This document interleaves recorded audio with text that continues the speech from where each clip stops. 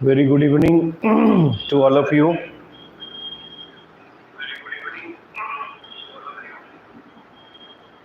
So today we are going to start Act 2 of this drama, The Tempest, by the Bard of Avon, Shakespeare.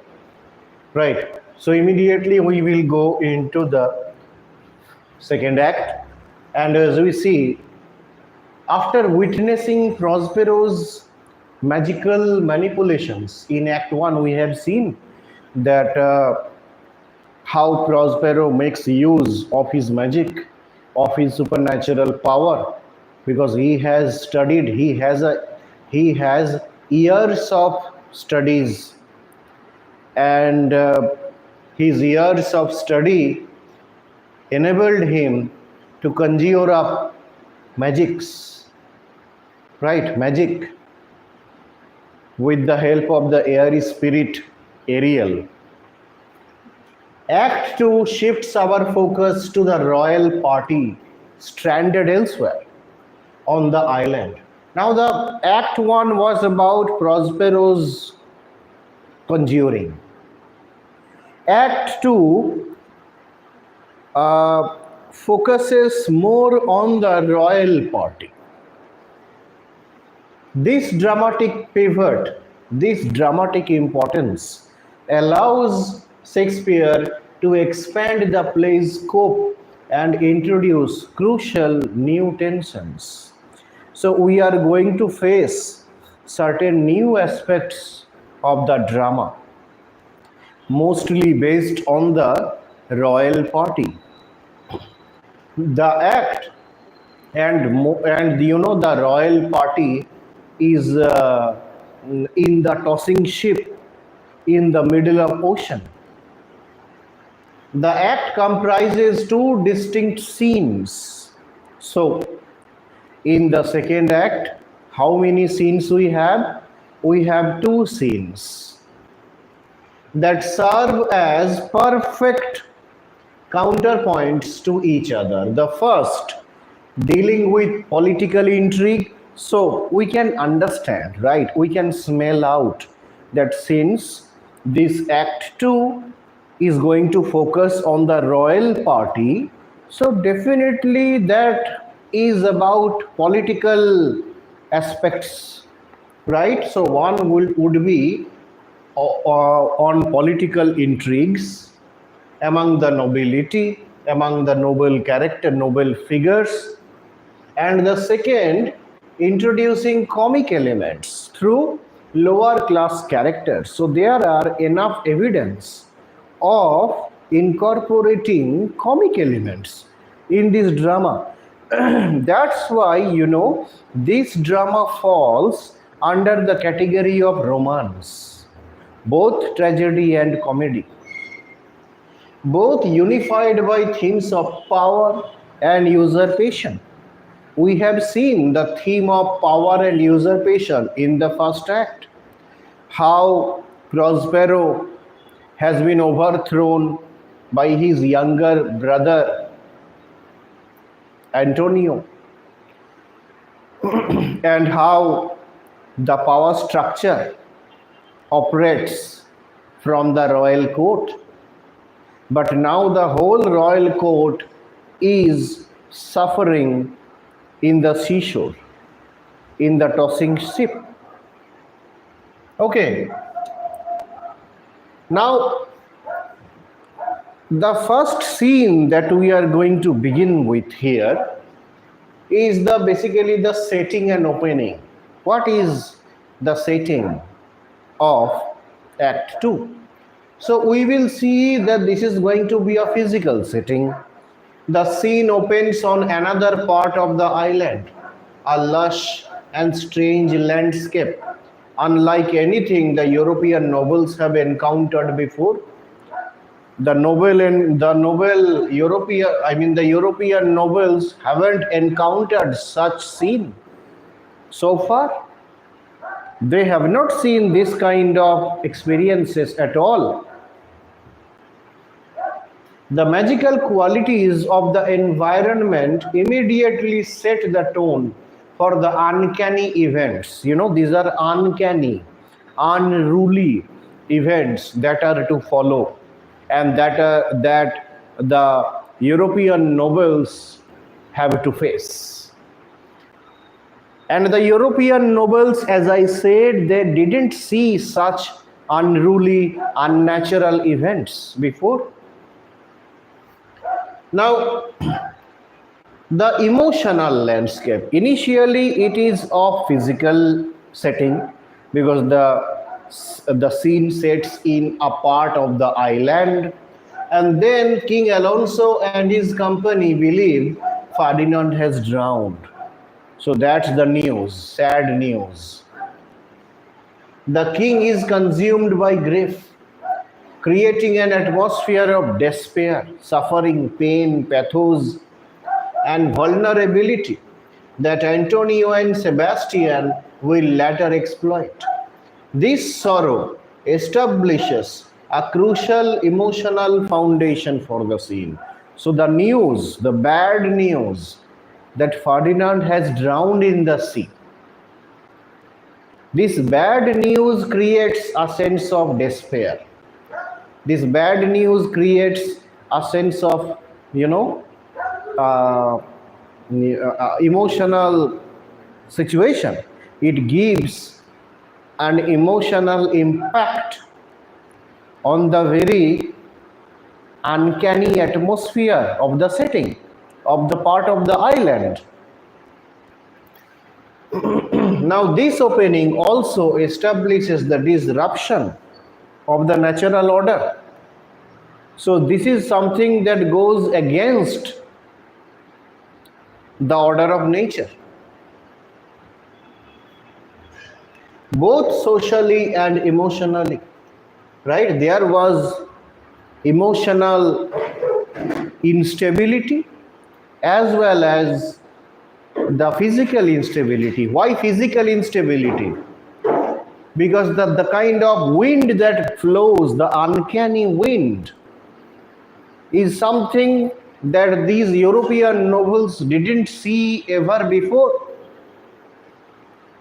And the bad news that Ferdinand has drowned and died, this is the emotional instability.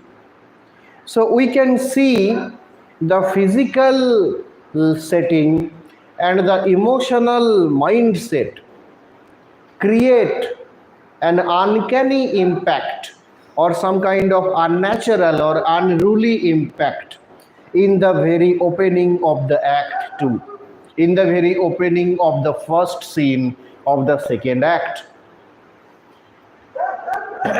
Right? So this is a kind of dichotomy between the physical instability and the emotional instability. Right? In the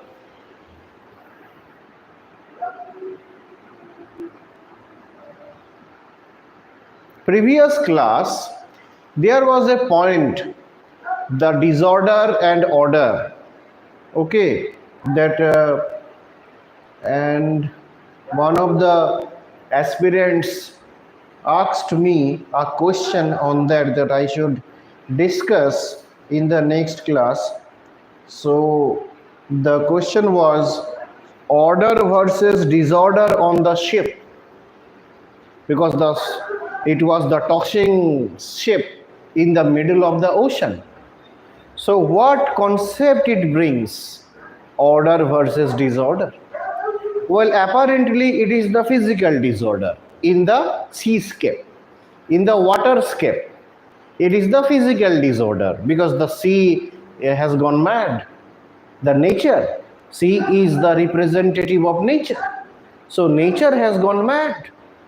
And on the other hand, this physical disorder creates a mental disorder, right? So this dichotomy between order and disorder goes hand in hand, right? That was the concept. That's the importance of the concept. Okay, that the ship is not stable, is no longer stable. It is moving unruly, it is moving with some it behaves strangely. So this physical disorder indicates the mental disorder also. People are getting scared.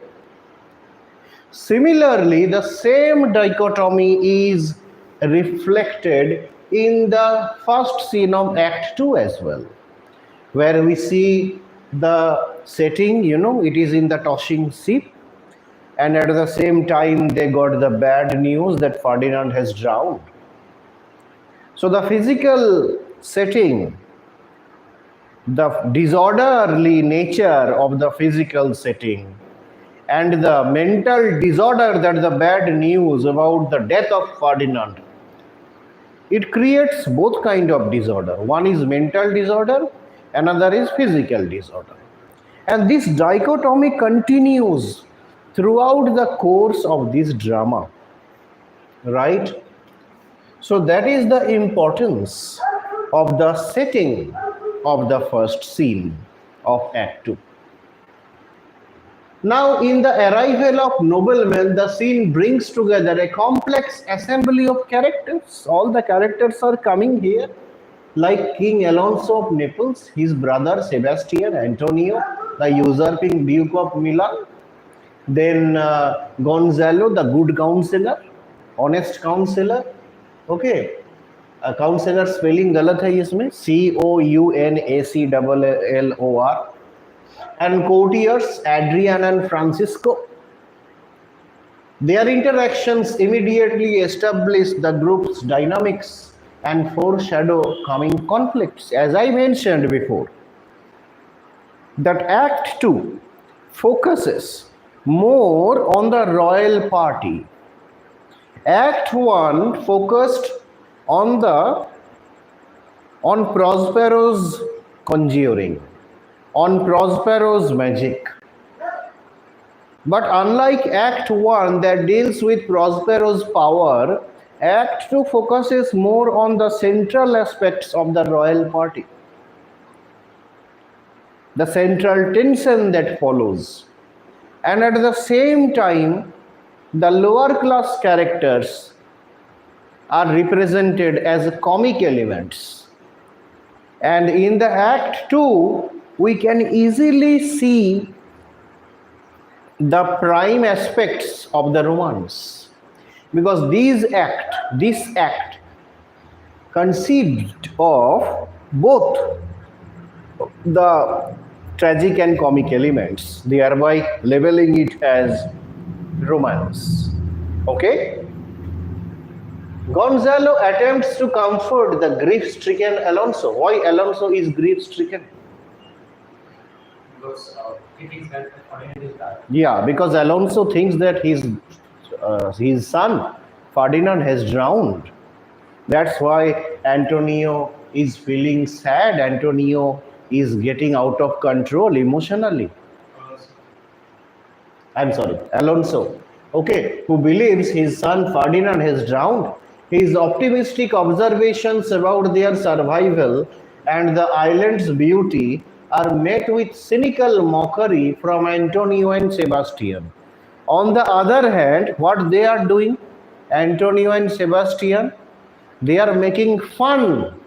They do not have any serious empathy towards the bad news.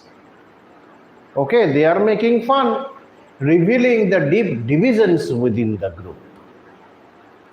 Okay. Now, Gonzalo, the good counselor, has a utopian vision. Utopian vision means utopia. Utopia, said Thomas More, has written utopia. Utopia means a place, a dreamland, where everything will be happy. Everything will be best at its best possible way. No division, no rule, no divide. All are equal, all are living happily ever after. That is the utopian dream. That is the utopian vision. In a remarkable philosophical passage, Gonzalo imagines an ideal society because Gonzalo himself is an ideal person. So his thought is also ideal. Okay? He aspires to have an ideal world, right? That he would create if he ruled the island. If he were, if he would have got a chance to create the world, he would have created an utopia. Okay? His vision of a commonwealth without sovereignty, a state without sovereignty, without state power, there will be no state power, property, there will be no property of, no earthly possessions, no contracts, no labor, offers a stark contrast, strong contrast. Stark matlab very strong. Stark contrast to the political machinations unfolding around him. So the situations that you see, that Gonzalo sees, is the politically corrupting state. But Gonzalo, the good counselor, aspires to have a vision of an ideal world. And he thought that if I would have been given the opportunity, I could have created a better world, a better state, a better commonwealth where there will be no sovereignty, there will be no divide and rule policies, where there will be no contracts. Everything will be equal.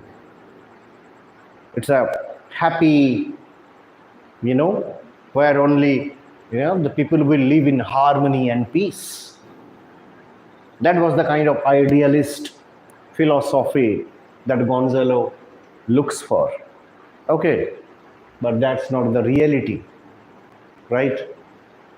Can we ever imagine such kind of world in today? Can we think of having an ideal world where there will be no divisions? We have a lot of divisions in our state. Forget the world. Yeah.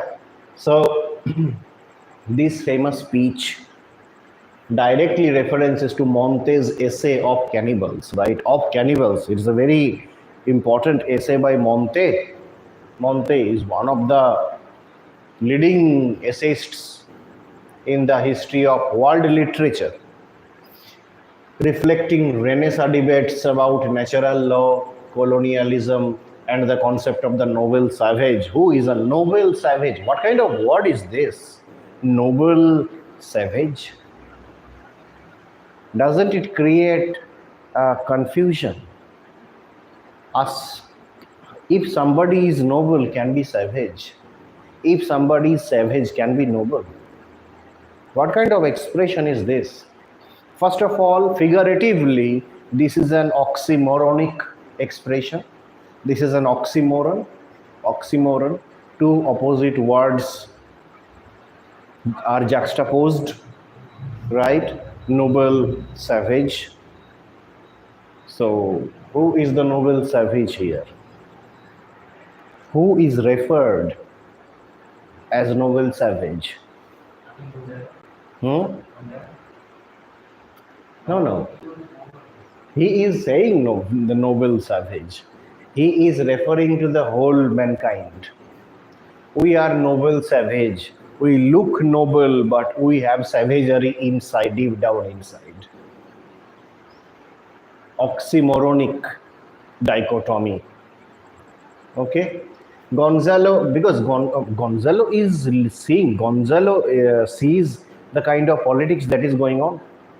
What kind of betrayal, power structure, usurpations, right?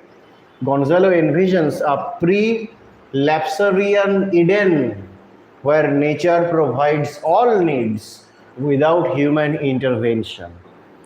This word, pre-Lapsarian Eden, Eden before the arrival of Adam and Eve. That was heaven. That was paradise. At that time, everything was perfect, beautiful, permanently. Before the arrival of Adam and Eve. I am saying from biblical lens. Okay. Antonio and Sebastian's plot.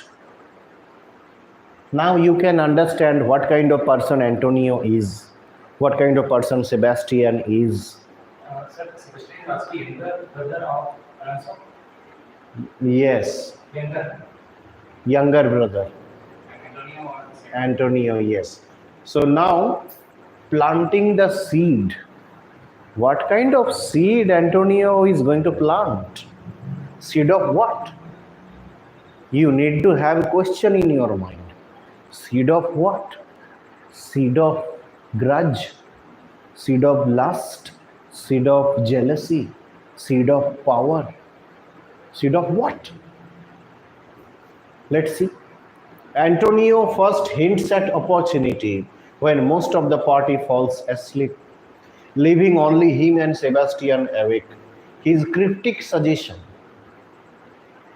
my strong imagination sees a crown dropping upon thy head. Well, it's a seed of throne. It's a seed of kingship. Shows him as the architect of conspiracy. He is the conspirator of politics. Right? Now justifies treason. Antonio uses his own successful usurpation of Prospero as a model, declaring, what's past is prologue. जो बीत गया वो बीत गया. Don't cry over the spilt milk. दूध जब मतलब उबलते उबलते जब गिर जाता है उसको फिर उठा के फिर से थोड़ी ना डालते हैं. That is not possible. So this is the kind of indifferent, callous attitude of whom? Of Antonio. Suggesting history merely sets the stage for new ambitions. He argues that power belongs to those bold enough to seize it. Now, I want to say something on this. This kind of statement, this kind of statement comes from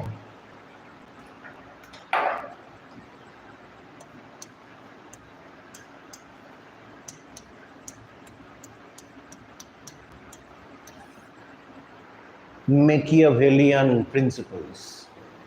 Have you heard of Machiavelli?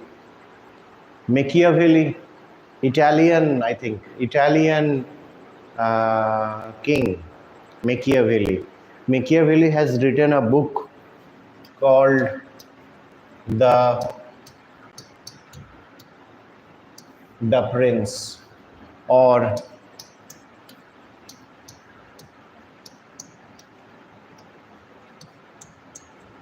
Italian title Il Principe, or in English The Prince. Machiavelli says, by hook or by crook you have to win. अगर तुम्हें जीतना है तो कुछ भी करके जीतना पड़ेगा. Not by morality. Okay, that was the concept of Machiavelli. Machiavelli promise करता रहता था लेकिन कुछ नहीं करता था वो. He was a villainous king. Okay, Machiavelli. And Dr. Faustus also has a Machiavellian tendency to rule, to have everything. Okay, fake promises करते रहना और सब कुछ अपना प्रॉफिट देखना, अपना डिजायर को फुलफिल करना. That is Machiavellian. Antonio, is Machiavellian in temperament. Okay, Machiavelli, and his famous book The Prince. Political science में ये पढ़ाया जाता है, but also in English literature we have this reference. of Machiavelli. Okay, coming to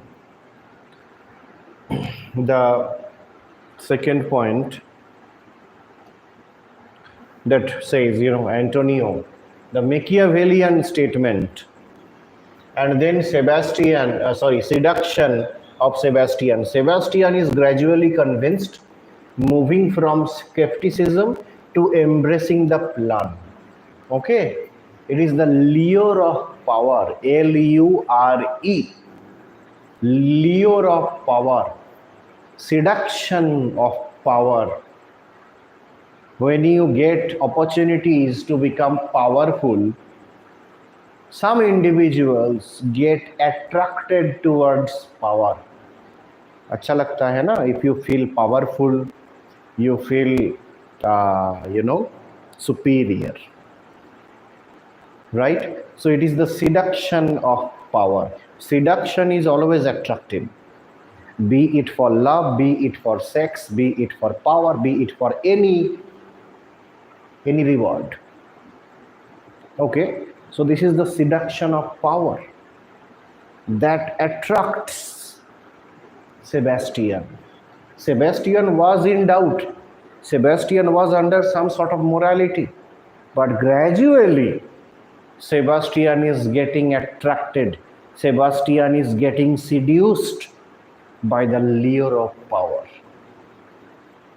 especially by Antonio. Okay, so Antonio's poisonous logic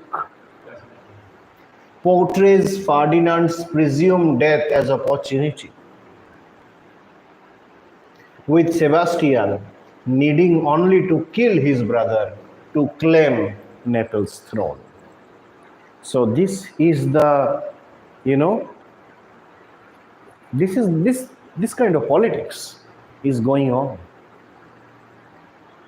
So definitely the good counselor Gonzalo will try to create an alternative world, because he does not think this world consisting of any idealism. So that's why Gonzalo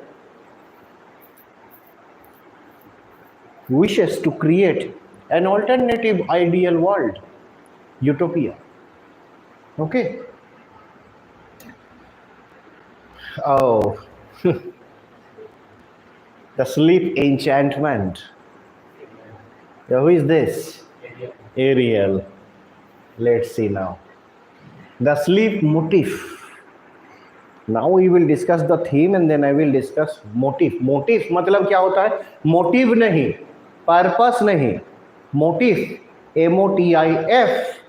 Motif मतलब repetition with variation. ठीक है, repetition with variation.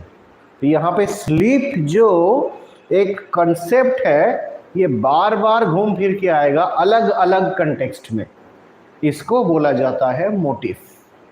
Clear? जैसे blood एक factor है Shakespearean tragedy में, वो blood अलग अलग कंटेक्स्ट में घूम फिर के आता है, अलग अलग मीनिंग क्रिएट करता है वो.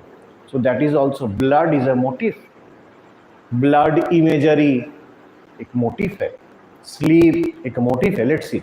So the sleep motive appears through out the Tempest, representing vulnerability and the boundary between conscious control and unconscious desire. Okay, those who sleep are physically vulnerable but morally protected, while those who remain awake face moral temptation. Sleep is portrayed as a motif. Shakespeare creates dramatic irony as the audience knows what Antony and Sebastian do not. Okay, that their conspiracy unfolds under Prospero's watchful eye. उन लोगों को लग रहा है हम लोग तो बहुत बड़ा conspiracy कर रहे हैं, but the big brother is watching. They don't know. That's the real game. हमें लगता है हम बहुत कुछ कर रहे हैं, but somebody is watching us. हमें लगता है हम तो छुपा छुपा के अपना काम निकाल रहे हैं, but sometimes we don't get aware that somebody is watching us.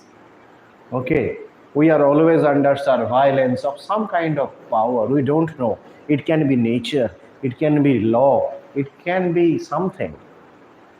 Okay, it can be Ariel, it can be Prospero's magic, it can be the law of nature, it can be anything.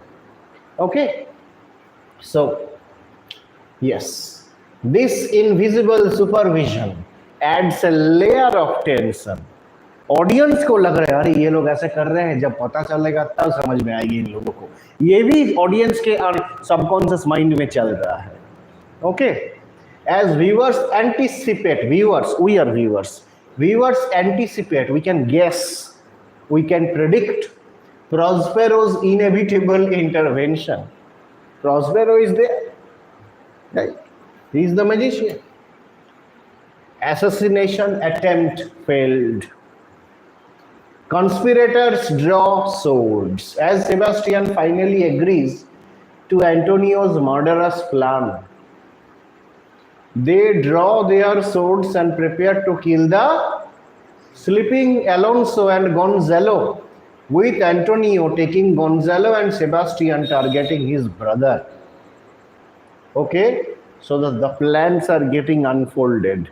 Next point में ये है Ariel at the critical moment, invisible Ariel तो दिखता नहीं. Ariel is the Mr. India. Ariel can see what they are doing. Okay, Ariel enters singing in Gonzalo's ear. Okay, gradually waking him with music that serves as both warning and protection, orchestrated by Prospero from afar. Sir, Sebastian and Antonio. Yes. Both wanted to kill Alonso and Gonzalo. Yes. Okay. So then Ariel comes to Gonzalo.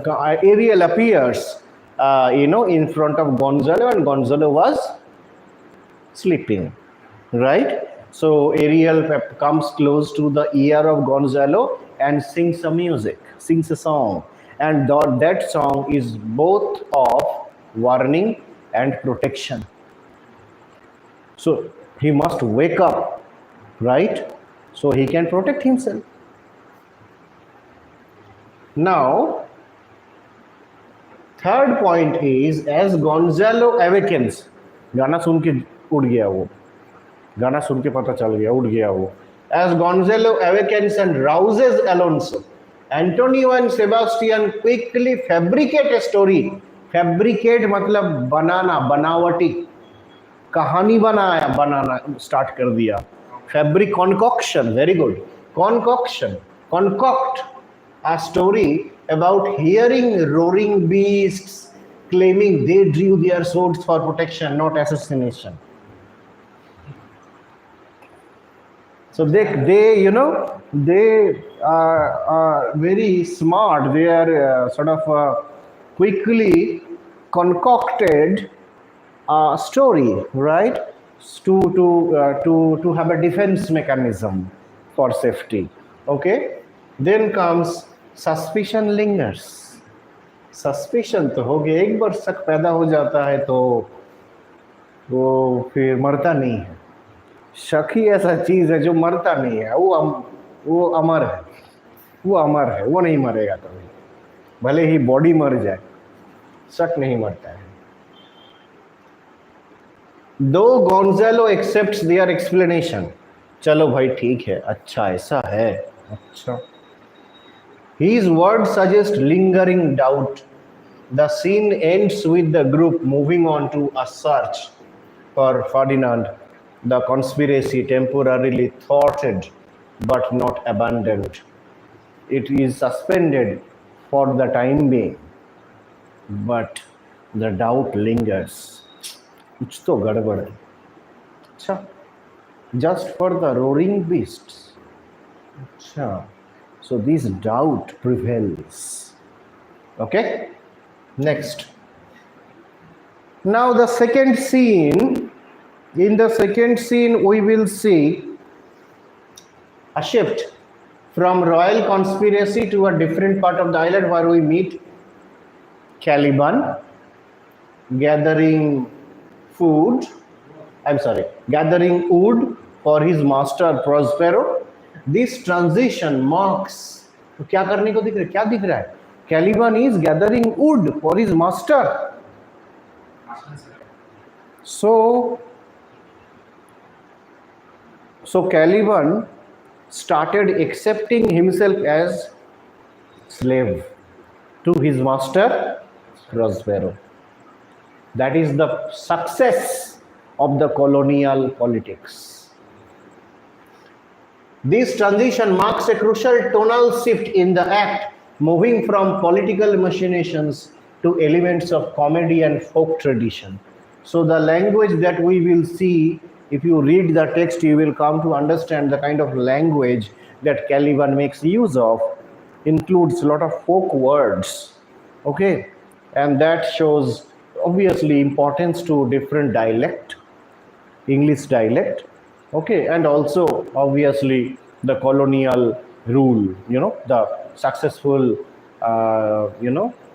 the successful completion of the colonial politics as Caliban accepts himself enslaved, right, to his master Prospero. Who is the son of Caliban? Sycorax, mother of Caliban, right? Shakespeare establishes Caliban's character through his bitter complaints about Prospero's magical torments, spirits pinching him, casting him into bog water, leading him astray with lights. These grievances reveal the complex power dynamics between Prospero and his enslaved subject. तो Prospero कैसे torture किया है इसको, वो भी है. Prospero कोई साधु इंसान नहीं है. Okay, so the statements are self contradictory. That's the problem, or rather I should not say that's the problem. I should say that's the rich complexity of Shakespeare's drama. Well, you cannot typify, you cannot categorize them. So you have two slaves here. First is Ariel and second is Caliban. No, Ariel is the spirit. Ariel is the angel. He was not a slave. Huh? He was not slave. No.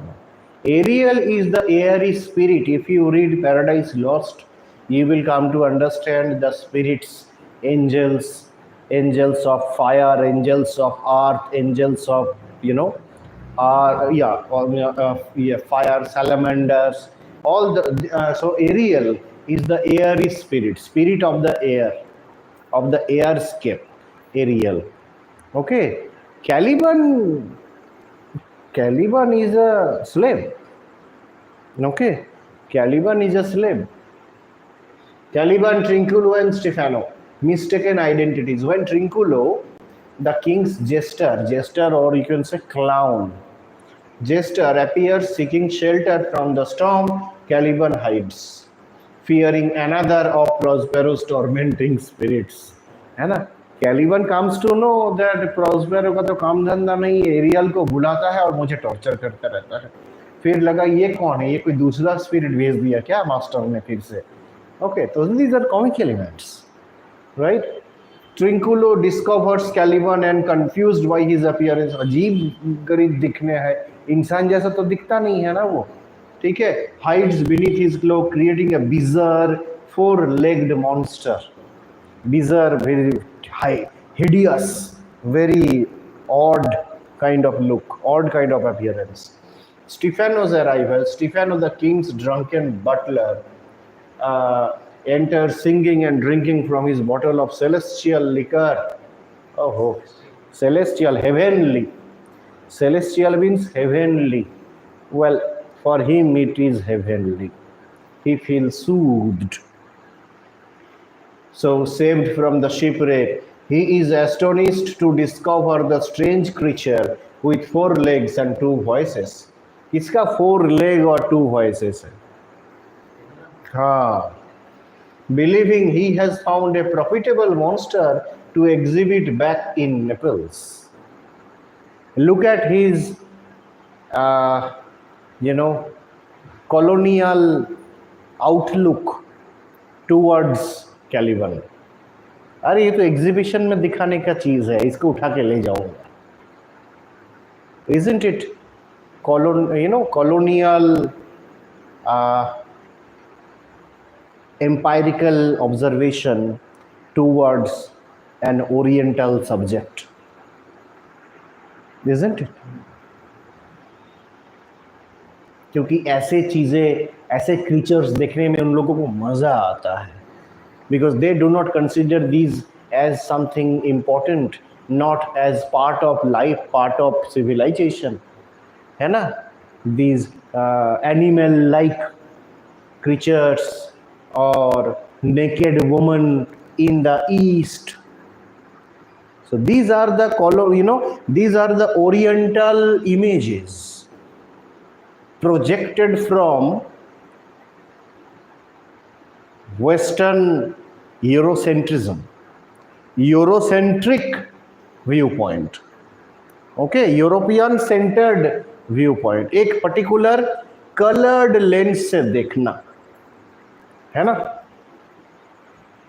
New allegiance. When Caliban tastes Stephanos' alcohol for the first time, he is immediately enchanted by its effects and swears loyalty to his new god, promising to show him the island secrets and help overthrow Prospero if Stefano will be his new master. So these are all comic elements actually. Okay. And then Gonzalo, our good counselor, Gonzalo serves as the moral compass among the shipwrecked nobles. His age and experience manifest as wisdom rather than cynicism. He is not a cynic like other European nobles, isn't it so? Maintaining faith in human goodness despite witnessing the worst of court politics. So the court politics, wallowing in mud. But Gonzalo doesn't change at all. Gonzalo never budges an inch in his faith. His loyalty to Alonso remains steadfast, even when others plot against the king. His utopian vision reveals a philosophical mind interested in social justice. So the whole part is about his idealism, utopia, alternative worldview. These are all idealist points. Now, the villain, Antonio, the unrepentant villain, Unfaustian. Are you getting what I'm trying to make sense? Unfaustian. Faust repents. Though at the last scene of the drama, but that repentance is at an extreme level. O mountain, come, fall upon me. Half a drop would save my soul. So he is invoking Christ, the Almighty, to pour down a drop of his blood so that his soul gets purged of sin. Because he has committed sin. He has done a contract with Satan, with the messenger of Satan, Lucifer, for 24 years. And now Lucifer has come back after 24 years to take away his soul. And then he starts repenting. But that repenting speech, made Marlowe surpass Shakespeare. That's why we say mighty lines of Marlowe. Those are the mighty lines. And then comes the statement, no Marlowe, no Shakespeare. There were many controversies, many conjectures, many criticisms about the real identity. Many people, many scholars investigated whether Marlowe was Shakespeare. Well, it's not clear. Okay, so that's important. So here we see unrepentant villain, unlike Shakespeare's other villains who often reveal some guilt. See Macbeth. Life is a tale told by an idiot, full of sound and fury, signifying nothing. Act 5, Scene 5, last soliloquy of Macbeth. Macbeth repents. Macbeth becomes aware of the anagnorisis that he has come across. Anagnorisis, revelation of truth, discovery of truth. What is the truth? The truth is that he has murdered the king and he is not deserving to be the king. He has done something that is against the law of nature. He has done hamartia, error of judgment. And Macbeth repents. All the perfumes of Arabia will not sweeten this little hand, but this little hand will turn the sea into incarnadine. I am quoting the exact line.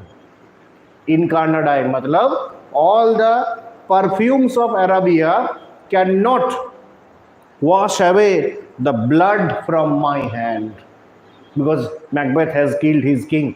His hands are smeared with blood.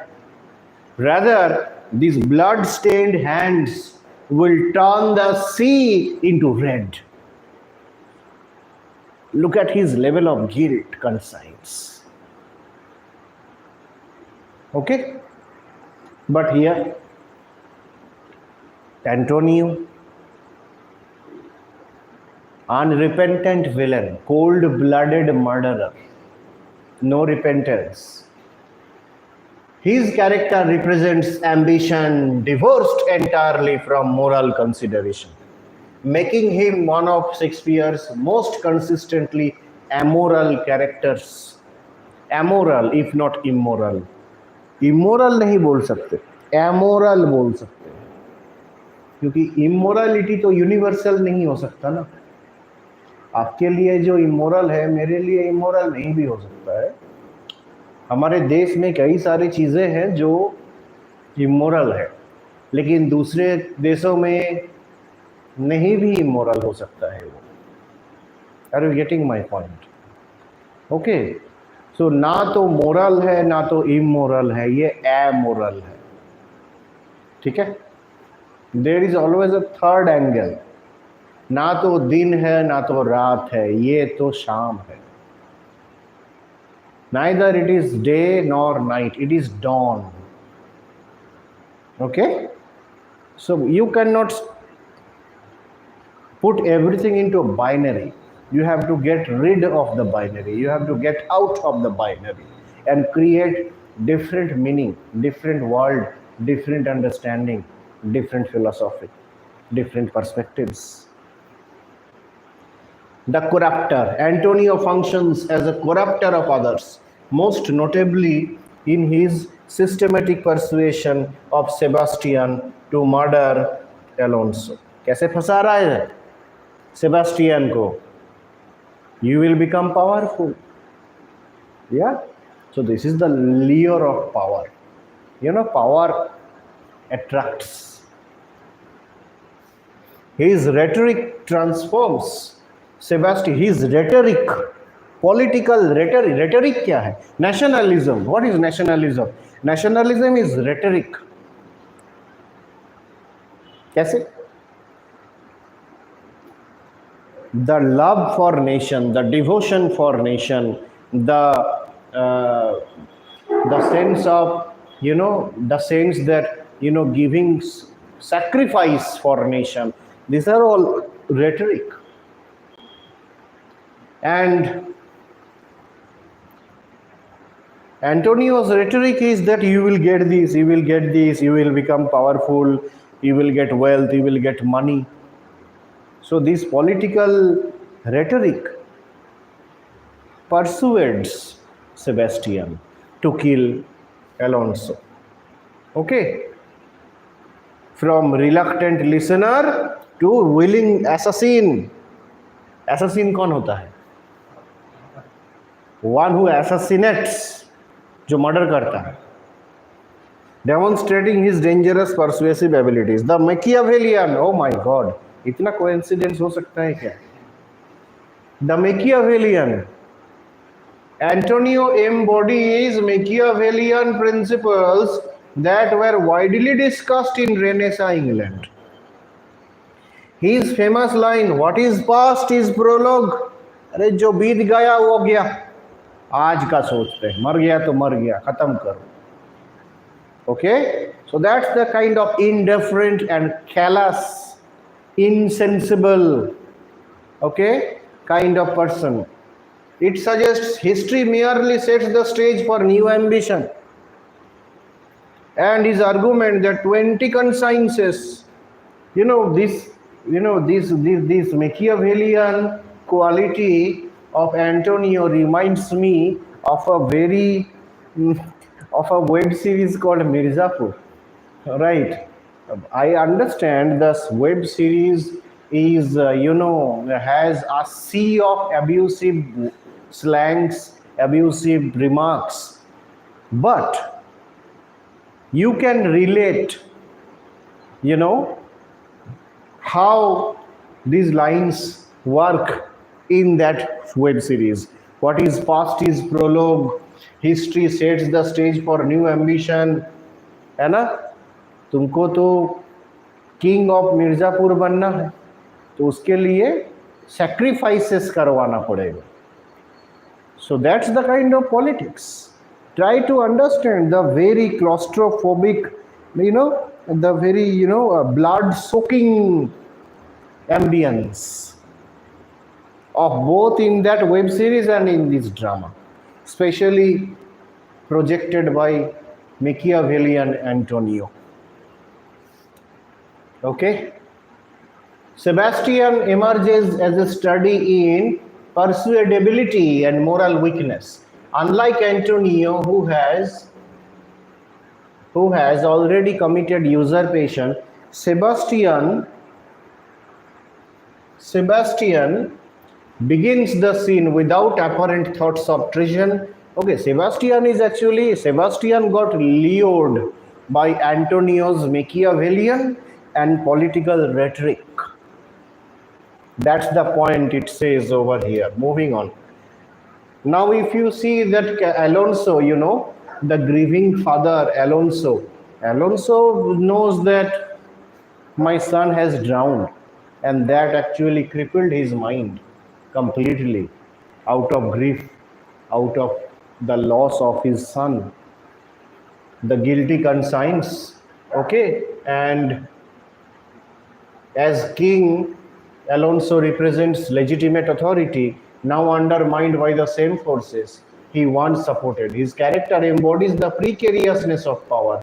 Precarity, matlab strangeness, estrangement of power.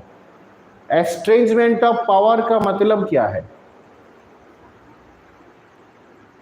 आज किसी के पास power है, आज किसी और के पास power. कोई power को यूज किया, फिर मिसयूज किया, किसी और के पास गया, वो भी यूज करेगा, मिसयूज करेगा. That is the precarity of power, estrangement of power. Okay. And the inevitable consequences of political misconduct, themes central to Shakespeare's exploration of governance. Okay. Now Caliban presents one of the play's most complex character, often interpreted representing the colonized native subjected to European dominance. His relationship with Prospero is extremely framed as master and slave, yet his eloquent speeches reveal depths beyond the savage level others apply to him. है ना? So, well, At the surface level, you can apply your Western Eurocentric views towards Caliban as savage, but the kind of speeches that Caliban makes goes beyond the representation of savage. Okay, very important. So we see both his resentment of Prospero's control and his childlike willingness to transfer allegiance to new masters in Stefano and Trinculo. This leads to comic moments but also reveals psychological impact of subjugation. एक तो subjugation भी है कि अगर मैं मान लो आपको 20 साल से बोल रहा हूँ you are slave one day will come that you will believe that yes I am slave. That is done. Cultural assimilation, France Fanon, white skin black mask, ये जो ऐसे है इसमें तो फैनॉन वही बोला है ना, कल्चरल एसिमिलेशन को पहले से ही बोला गया, you are other, you are other, you are other, we will civilise you. So बार बार वो ये सेंचुरी आफ्टर सेंचुरी बोल चलता आ रहा है. तो उसके बाद yes we are slave, we are subject to suffer, they are master, our master. That is the kind of ideology that peddles around decades after decades. आगे बढ़ते हैं, that's the point. Okay, next comes Stefano and Trinculo. Okay, so these are the I'm not going into the details, but just to tell you that Stefano, Trinculo are the lower class characters. Okay, and these characters are exactly, that's what I was going to say, that Stefano and Trinculo are the lower class characters, enacted on stage only to give comic effect, only to create comic relief, right? So Stefano, Trinculo, drunken dreamer, comic reflections, right? The theme of usurpation. Okay, the same thing, the same theme continues. And the ambition of power, Antonio articulates a philosophy where ability, not birthright, determines who should govern. Birthright nahi, ability. Okay, काबिलियत बनना जरूरी है. So they will take suggestion as a cat laps milk. They will tell the clock to any business that we say befits the hour. This Machiavellian view challenges divine right monarchy, suggesting competence matters more than legitimacy. है ना? Royal blood does not matter. What matters is kabiliyat, is ability, deserving. So these are the ideas. Okay. The play suggests ambition creates endless cycle of betrayal. Antonio, having usurped Prospero, now encourages Sebastian to usurp Alonso. Shakespeare implies that unchecked ambition normalizes treachery, creating a dangerous political environment where no authority remains secure. If your ambition is not checked, if your ambition is unchecked, so it will get normalized, right? That's the point over here. Next, colonialism and otherness. I talked about Monte's essay of cannibals and how it also influenced in this text Caliban as the colonized other, subjected to European dominance, represented through the character of Prospero. Now, control through magic, the role of the supernatural. Now, this supernatural is not very intense. It is of some light-hearted nature. Okay. Ariel's intervention to prevent the assassination demonstrates how Prospero maintains control through supernatural means. This magical manipulation raises questions about free will versus determination that run throughout the play. Okay, so the treatment of the supernatural is very different from the treatment of supernatural that is present in other Shakespearean tragedies. Clear? The enchanted island, the island itself functions as a supernatural space. Okay, when normal rules are suspended, island में क्या हो रहा है? The ship is tossing like madness. Okay, Caliban's description of the sounds and sweet airs suggest environment permeated with magical elements that both charm and disorient the newcomers. So it's a very, supernatural. The island itself has a supernatural environment. All in all, enchanted sleep. The sleep that overtakes Alonso and his party creates vulnerability that reveals character. Those who remain awake, Antonio and Sebastian, show their moral corruption, and while those under enchantment remain temporarily protected from both physical harm and moral choices. And Ariel is invisible, right? His unseen observation creates dramatic irony. The audience knows the conspirators are being watched while they believe themselves they are not observed. बड़ा dramatic irony है. हमें लग रहा है, हमें दिख रहा है क्या होने वाला है, उन लोगों को नहीं पता है. It's beautiful dramatic irony. This supernatural surveillance extends Prospero's control across the island. Comedy and satire. The comedy operates on multiple levels: physical humor in the four-legged monster, confusion, verbal wit, intrinculous jests, jest matlab comic remarks, and situational irony as Caliban exchanges one master for another. The scene parodies colonial encounters while simultaneously satirizing European class hierarchies. Caliban says, well, if you do these favors for me, I will change my master. I will make you my master. So, the colonized subject is changing his master on his own. So, the mimicry becomes mockery. So, Caliban, the kind of statement that Caliban says, I will change my master if you do these favors for me.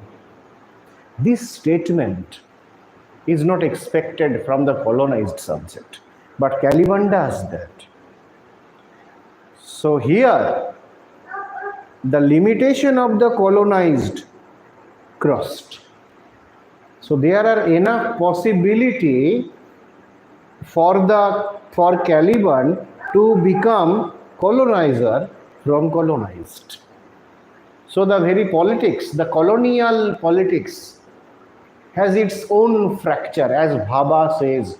If you apply Bhabhaisk theory, Bhabhaisk post-colonial theory to understand the character portrayal of Caliban, we will come to understand that through the character portrayal of Caliban, we will see that this colonizer-colonized relationship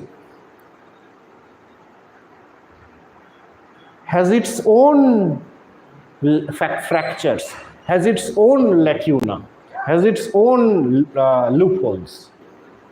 Okay, because the colonized may not remain colonized forever, and the colonizer may not remain colonizer forever, right? And Foucault says it is power dynamics. It is the dynamic nature of power. Power changes. Today you are colonized, tomorrow you become colonizer. That is possibility. Okay, ठीक है. तो ये point है यहाँ पे. Next dramatic technique, this is just in the act 2. Okay, लेकिन फिर भी इसमें मेंशन है, but we will discuss more when we will complete all the acts. But still you can see that verbal irony, situational irony, dramatic irony, all are used. Okay. These are all critical understanding. We are not going to deal with these modern interpretations. We will deal with all this once we complete all the acts. Okay. So these are critical receptions like 20th century post-colonial critics, focused on Caliban as representing subjugated native people. Okay. When we use people or peoples. Peoples is the wrong word. Peoples नहीं होता है. This is wrong. Sir, I have also found this peoples in Gitanjali. Gitanjali. Rabindranath Tagore. Okay. But in modern English, it is not peoples. It is people. Because people is itself plural. Exactly. People is itself plural. Okay. Peoples नहीं होता है. Children's नहीं होता है. Okay. It is people. But for some poetic rhythm, poetic rhyming, sometimes it is written peoples. Okay. But grammatically, in the modern English grammar, there is no such valid grammatically correct word called peoples. It is people.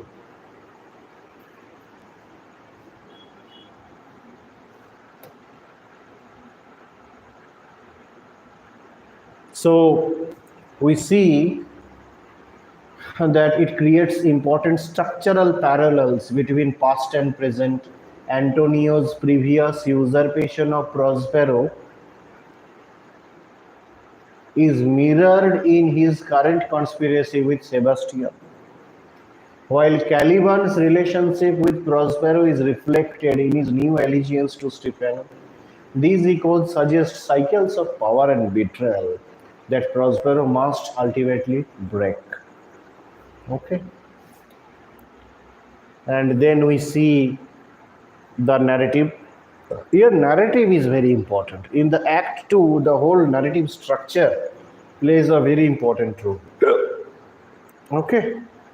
So these are the themes like power, legitimacy, justice.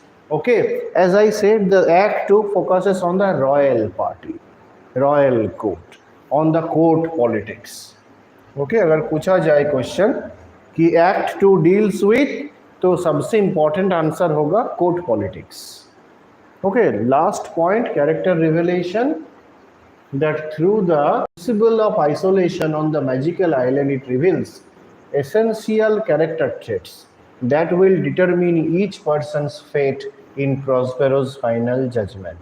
The various responses to opportunity. There are many opportunities to everyone. How individual responds to the opportunity. How Sebastian responds to the opportunity. Okay.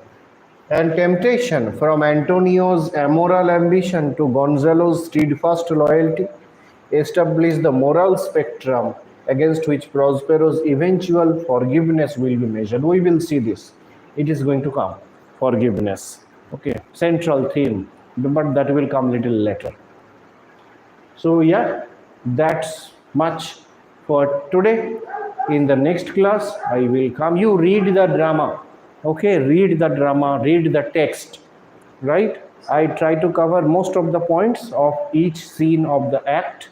In the next class, I will come up with Act 3. Sir, what is the difference between epiphany and anagnosis? Not confusion of this. Okay. So anagnosis. What is the? I got a question. What is the difference between epiphany and anagnosis? Well, anagnosis refers. Well, anagnosis first of all is a Greek word. It refers the discovery or revelation of truth. Okay, it is the revelation of truth, but this truth was known to audience. It becomes known to the character later, but audience came to know what is going to happen. Like Oedipus Rex, Sophocles' drama Oedipus Rex, we know whom Sophocles killed, whom Oedipus killed. Oedipus killed his own father. Oedipus married his own mother. We knew the story. We knew the prediction. But Oedipus comes to realize late. He realizes that, oh, this is the thing. That is anagnosis. But in epiphany, There is no pretext, there is no prologue, nobody knows. It is the sudden realization of truth, right? Epiphany is a Christian word.